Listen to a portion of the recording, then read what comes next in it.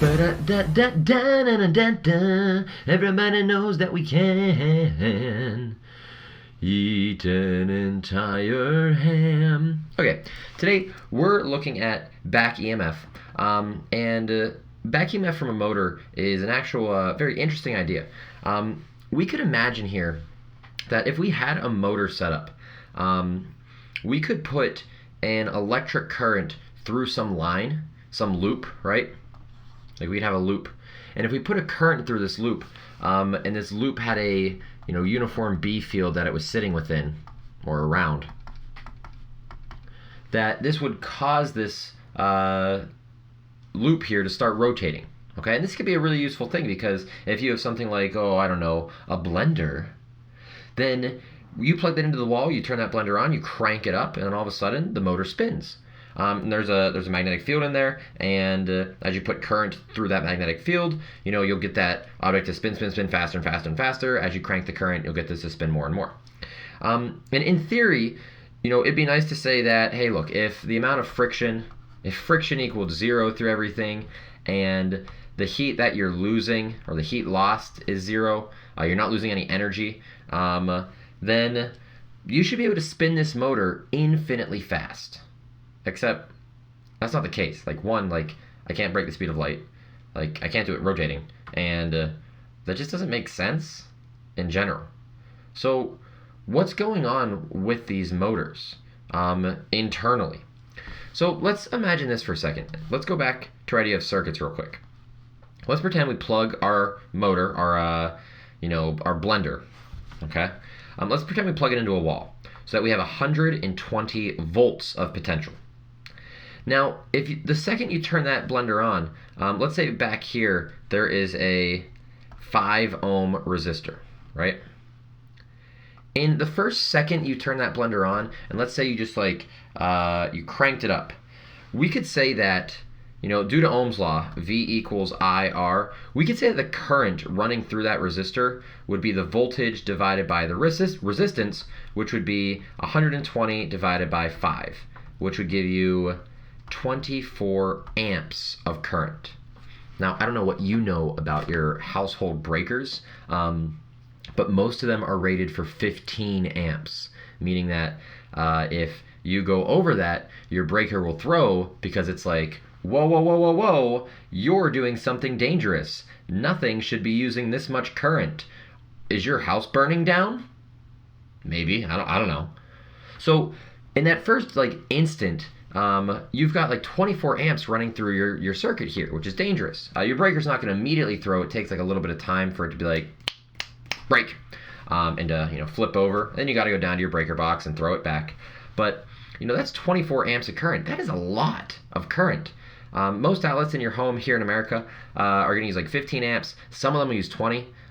It's not until you have a high, a 240 volt line that you're going to get anything above that. But you're not really going to see that often.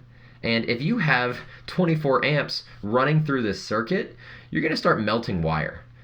This 5 ohm resistor is just going to be poof, and it's going to go up into smoke. Okay?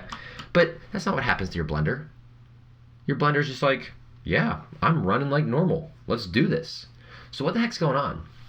Well, after you turn this blender on, you have a spinning motor inside the B field. And because that motor is spinning, the amount of flux going through it is changing. Because that flux going through it is changing, it is going to induce an EMF. And what we actually see is that your motors will induce an EMF here, and they'll be acting in opposition to the 120 volts. So, after that motor starts to spin up, you're going to have a back EMF here. This is what we call this induced EMF, a back EMF. Let's say it's 108 volts. Because your motor's spinning fast, it's generating an EMF to push the opposite direction. So if that's the case, this has a current going this way. This is trying to push a current going this way. These currents are going to oppose. They're going to decrease. If we take a look at Ohm's law now, when we do this, our net voltage here, if we kind of make a Kirchhoff loop going around, is 120. I'm going to take my Kirchhoff loop this way, by the way. So I gain 120 minus 108, because I'm going backwards over it. And then, this is going to be minus IR, or whatever you want to say here, but we know that voltage is going to equal IR, so it's going to be our net current in the system times the resistance of 5 ohms. So if we actually just work this out here, we see pretty quickly that, 120 minus 108, that's going to give us 12. 12 equals I times 5. And if we do that division, we find that I is going to equal 2.4 amps, which is a totally normal amount. That is something that a circuit can easily handle. Your resistor is not going to be blowing up there. You're not going to be throwing breakers in your basement, wherever your breaker box is located. That's a totally normal value. We need to be aware of this, not just in terms of how we design components, because whenever you're designing something, if you don't think about this back EMF, then maybe the resistor you pick here is the wrong value, right? Because maybe you're thinking it needs to be a higher amount because you have so much current. But once things start spinning up, you don't have that much current. You have a much lesser amount there. Furthermore, if you forget about this back EMF, and one of the things that people do this all the time, if you have like a blender or something that's rotating and it stops, it jams, you'll burn out the motor. If it all of a sudden stops, you all of a sudden have lost your back EMF, and all of a sudden you are pumping 24 amps of current through that resistor and through all of the other tiny components that make up your electronics. So whenever you burn out a motor, a kind of common way to do that is to just jam it. If you jam it up and you just full send, you're going to dump a lot of current through there, and you're not going to get that back EMF to work things out. If you're into battle bots, this is actually a kind of interesting method if you're a driver.